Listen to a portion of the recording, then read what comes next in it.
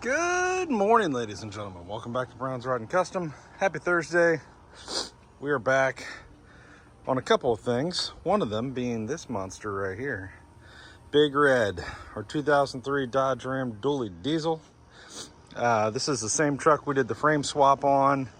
We did the new injectors, fuel lines, alternator, water pump, you name it.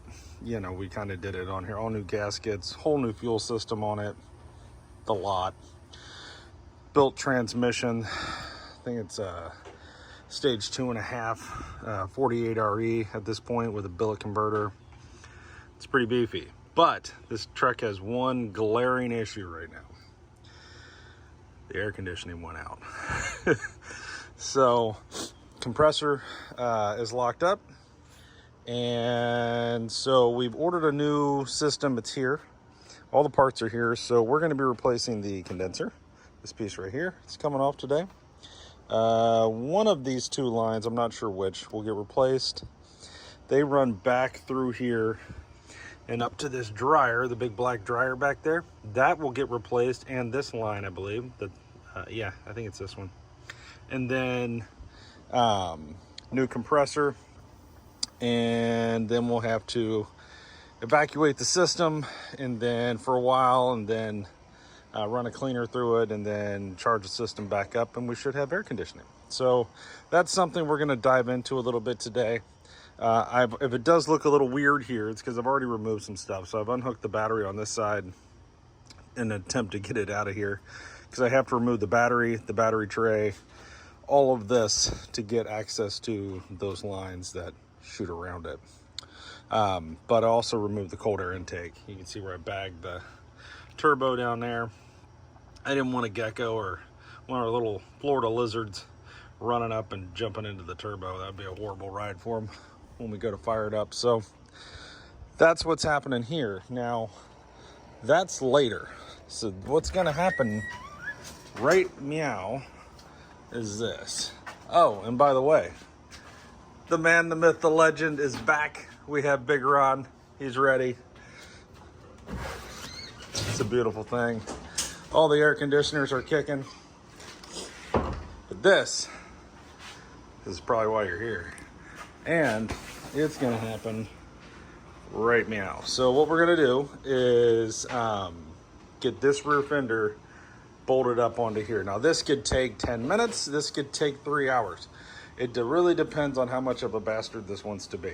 Okay, that side over there was about 2 hours, okay, to get this fender on.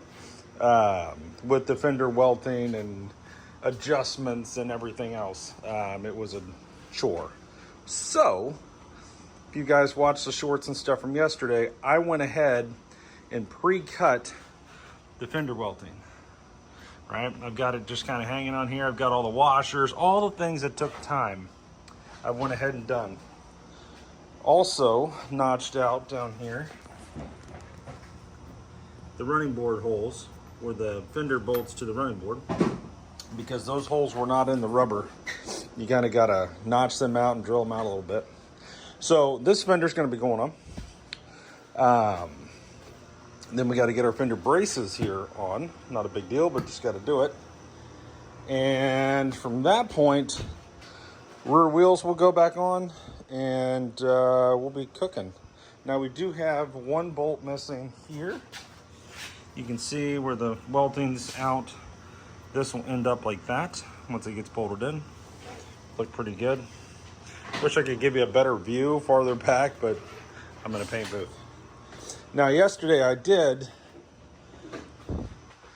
clean the windshield rubber of all the tape residue and all that junk. And then I installed the black windshield spear separator bar. Now, for those of you that haven't seen this car and haven't seen anything like this, that is normally chrome. It was chrome, okay? We sanded it down with 80 grit sandpaper, epoxy primed it, did all the things you're supposed to do. Also,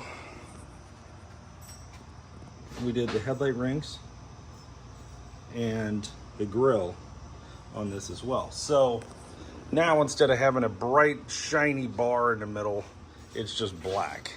Now you'll really appreciate what just happened there once this car gets outside and we can get back away from it and get it in the sun.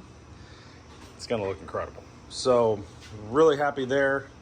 I still got to get the seats mounted in here, and I got to tighten up the rear view mirror there because it's loose, because I had to get that center bar screws into the outside center bar, so I had to loosen it up a little bit. But we're getting there.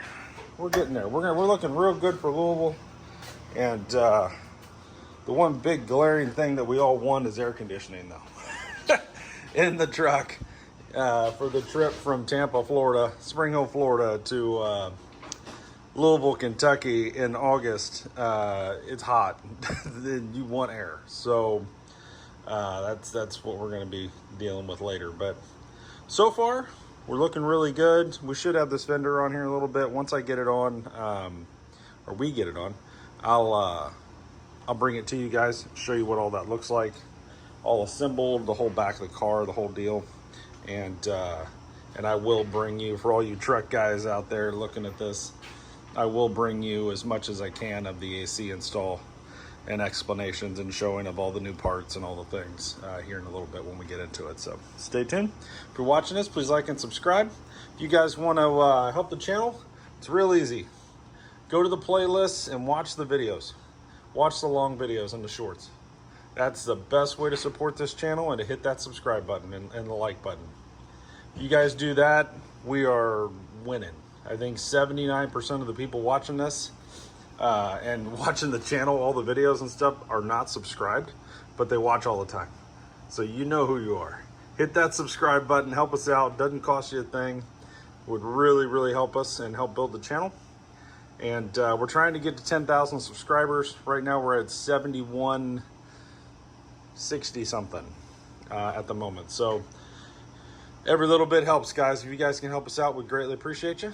And yeah, we'll see you in a minute.